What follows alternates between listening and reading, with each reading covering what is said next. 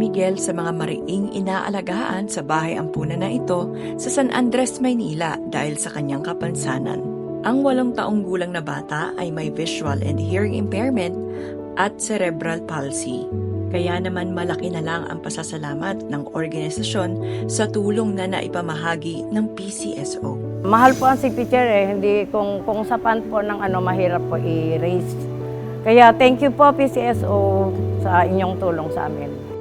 Isa ang Home for the Angels Crisis Home for Abandoned Babies sa 23 organisasyong natulungan ng PCSO nitong 2023 sa ilalim ng Institutional Partnership Program.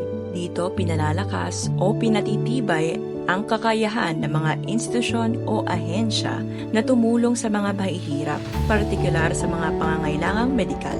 Noong September 2023, nakapamahagi ang PCSO ng 1 milyong piso financial assistance na inilalaan ng bahay ampunan para sa pagkain at medikal na pangangailangan ng mga bata gaya ng laboratory, check-up, therapy, at psychological test.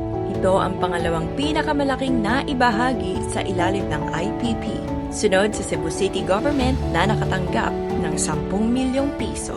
We've been an NGO for the past 29 years and first time ang PCSO, ang government agency that has helped us, that is helping us.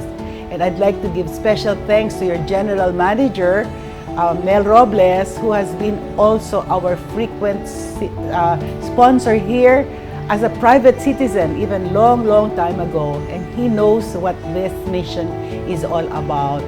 Halos 30 taon nang nagsisilbing tahanan para sa mga naulilang sanggol ang munting bahay na ito sa San Andres, Maynila. Ang Home for the Angels ay itinatag noong February 1995 na mag-asawang Lito at Beng Atienza upang mabigyan ng pag-aaruga, atensyon at pagmamahal ang mga naulilang bata habang naghihintay ng pamilyang maaaring kumupkop sa kanila.